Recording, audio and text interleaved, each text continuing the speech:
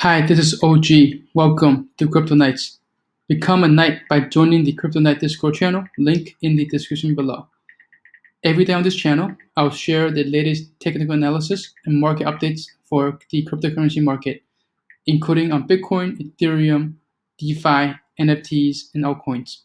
So make sure you like, subscribe, and share, and turn on that bell notification so they can get these videos in real time, which is really important because a lot of times trades are happening in the moment.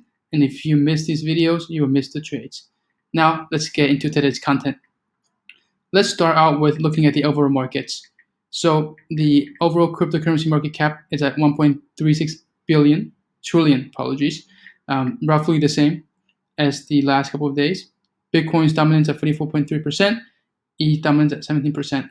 If we look at the overall markets, things are quite okay. They're pretty much the same, not much movement, right? Bitcoin's up 2.6% over the last 24 hours. Ethereum doing better at 5.6%. So, but overall, the markets are not moving that much. So that's the overall picture. Now, if we look at DeFi specifically, market cap at 73 billion, down slightly. Dominance at 5.4%, still the same. And if we look at this chart, right, we're pretty much stagnant for the past month or so, right? Pretty much in this range. And if we look at some of the major coins in the DeFi space, right, Uniswap, Chainlink, Aave, right, they're all up slightly. So overall, a good day for DeFi. If we look at NFTs, right, similar picture, right, the largest coins, Data, Chiliz, Engine, right, Axie Infinity, which has been pumping a lot recently, Decentraland, all up, slightly today, right? So overall, bullish day. Not super bullish, but bullish nonetheless. Now let's get into the charts. Looking at Bitcoin. So what we have here is we've seen Bitcoin finally breaking above the 200 MAs on the 15-minute time frame, right? And so now a potential entry is if we can come back down to the 200 MAs, right now sitting at roughly 31.7K and have a successful bounce with strong volume.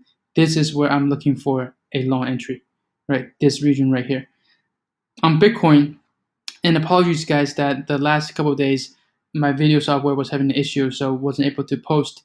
But in this post on TradingView, I mentioned that I was looking for two trade setups, right? One was a short upon a retest of the 200 MAs as resistance, right? That was roughly at 32.1K. And then I was looking for a potential false breakdown long at roughly 31.1K, right? If we scroll down here, you can see that on the downside, there is support at 31.1K. If price gets to that level and has a false breakout setup in which price closes below the support and is then followed by a close above the support, then I will look for a potential long entry. And this is exactly what we had here, right? So this is what we had before, 31.1K, candle close below, followed by candle close above, and this is where you would have put in a long. And this would have been very nice. And right after that, right, we had the test of the 200 MAs, right, what we laid out here, and price bounce here as well. And so we had a short there. So actually, both of these setups played out, and you could have taken one or the other or both, and you would have been profitable. Typically, only one of these scenarios play out, but in this case, both of them did. Now, looking at Ethereum, what we have is on the hourly, we're testing the 200 MAs, right? And we'll have to see whether or not we can break through, right, or break down. So right now it's consolidating, which suggests to me that there is a higher likelihood that it will break up because typically a rejection comes quickly. But we'll have to see, right? I'm in wait and see mode for Ethereum on the hourly chart. We need to get above both of the MAs for me to start flipping to bullish. If we close back down, then maybe we'll have another leg down. Looking at the 15-minute time frame, similarly to Bitcoin, we have broken above the 200 MAs, right? Finally. And so I am looking for a potential long upon a successful retest of the 200 MAs, right? Roughly sitting at these levels, right? 1900, 1910, roughly, right? So that's why I have an alert set there. That's it for the technical analysis portion. Now let's get into some of the news stories. So the first story I want to go over is on Tether, right? And this story here, Tether hasn't printed new USDT in weeks. 3 possible explanations. Before we get into those explanations, let's go over why it's important, right?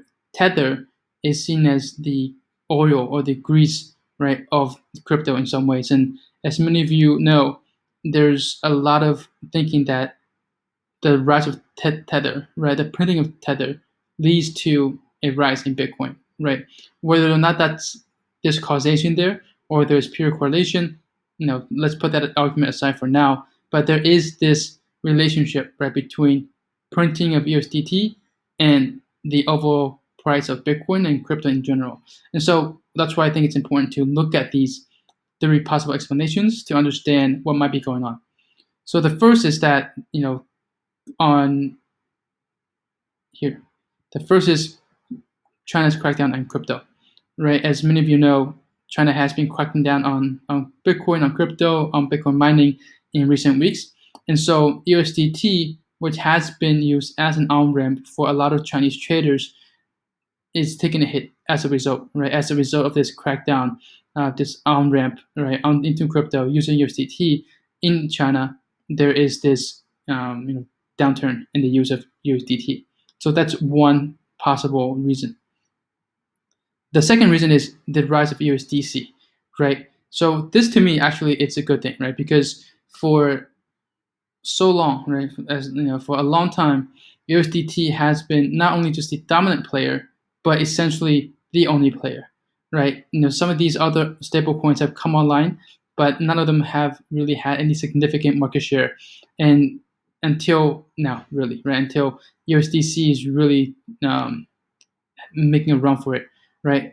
When they listed on Tron, that really helped them as well. So I think this is a good development, right? I'm okay with another stablecoin taking some market share from USDT so that we can have a more decentralized stablecoin environment ecosystem. So that's the second potential reason. And this chart here is actually interesting, so I want to share it as well, which is the use of USDT versus the use of USDC. So this chart, what it shows is the percent of supply that's in smart contracts, right?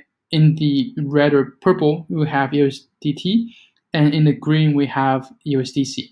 And so this shows that the usage of USDC is primarily in smart contracts, right? In DeFi, in applications, in dApps, whereas USDT is used more for exchange, right? For as a fiat crypto on ramp for trading, for leverage trading, etc.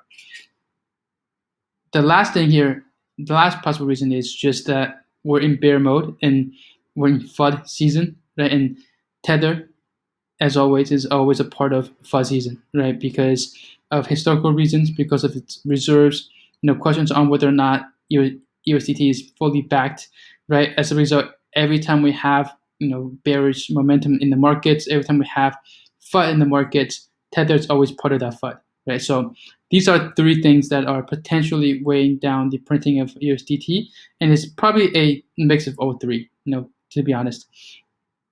Now, second story I want to go over is this, right?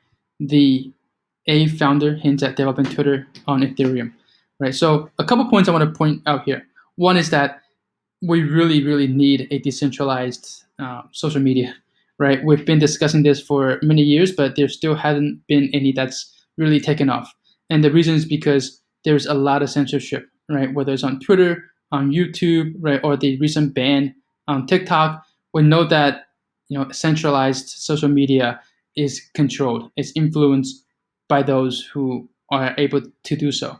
And as a community that believes in decentralization, in freedom, freedom of expression, freedom of speech, having something that cannot be controlled or shut down or censored for social media, for a platform for us to express our views, I think that's really, really important.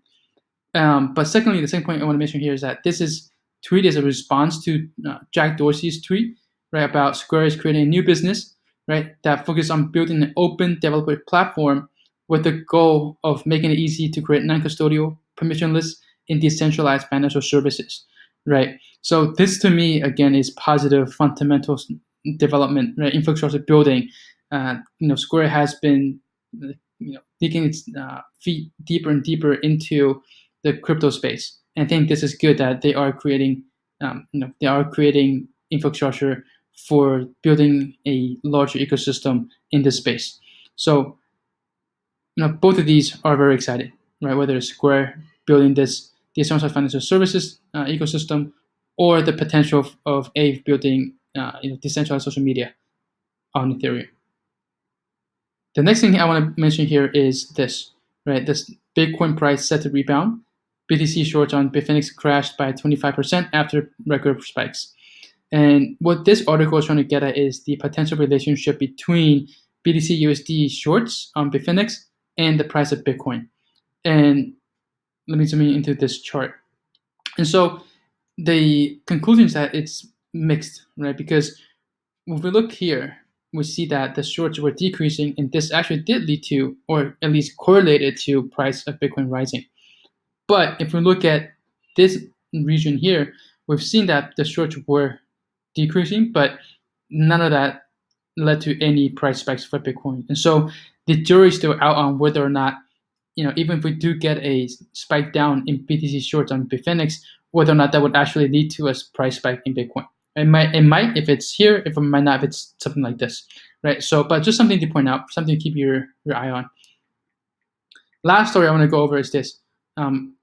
As you know, Cardano's smart contracts are set to go live, right? Alonzo hard fork, and they are going through the different phases of testing in order to launch it on the mainnet. And Cardano, as many of you know, have taking a different approach, right, to building out their network.